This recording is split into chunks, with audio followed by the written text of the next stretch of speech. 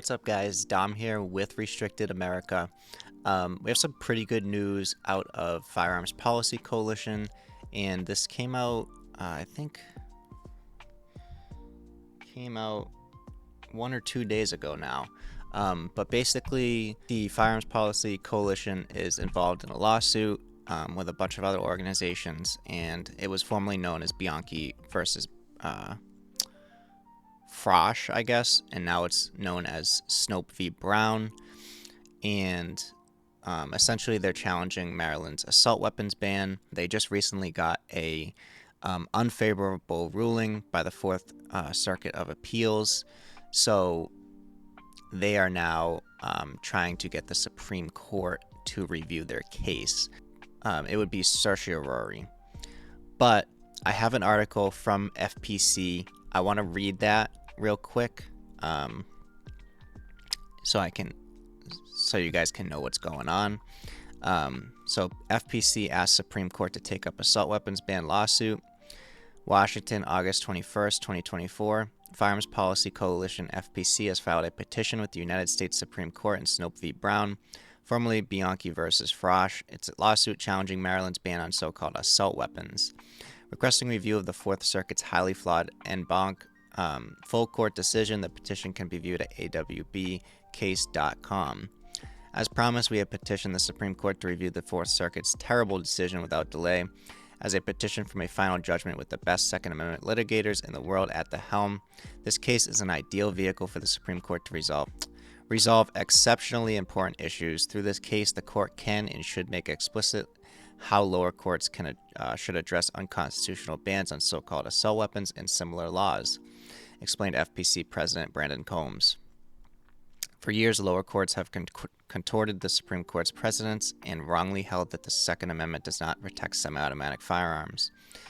But these weapons are common numerically, categorically, and jurisdictionally, popular for a wide range of lawful purposes from self-defense to sport, Combs went on.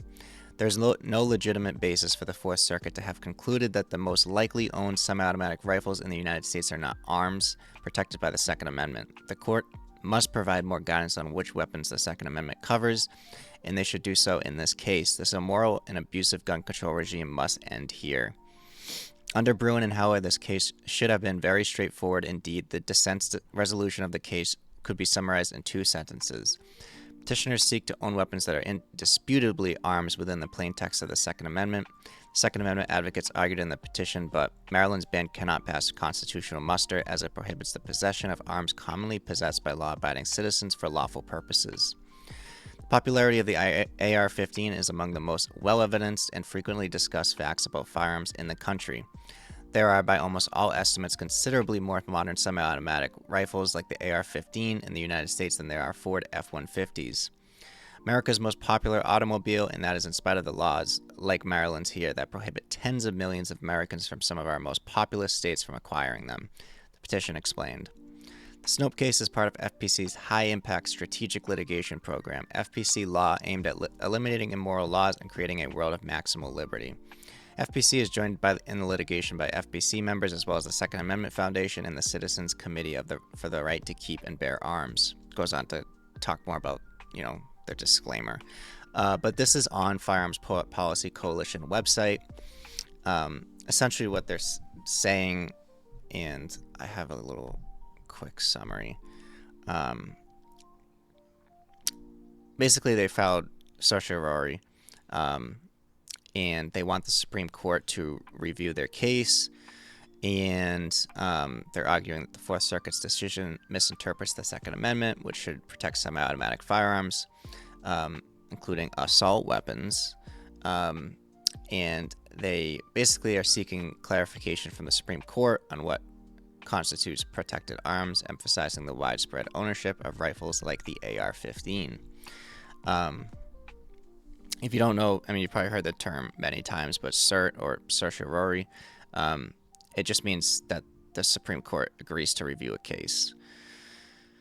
They're going to examine it and, examine a lower court's decision and, possibly overturn it. If they grant cert, it means that they're going to hear the case and make a ruling on it.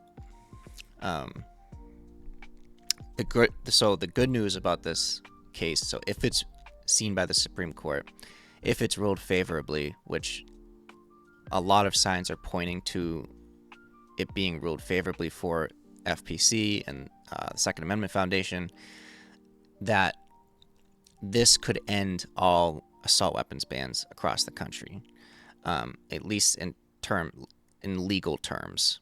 Some states might try to still uphold them, and in weird zombie versions of it, but I don't think that assault weapons bans will continue after this case is ruled on. I think it's going to be ruled favorably. It's going to probably be voted on between conservative and liberal lines, but we're still gonna win that case.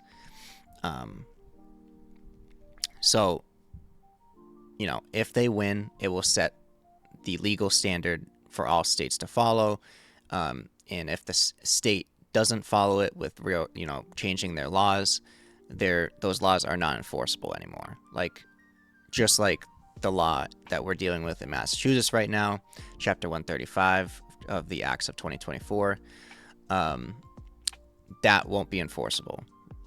It just, they might still try to keep it in the books, but no, we don't have to follow it, because it's not enforceable.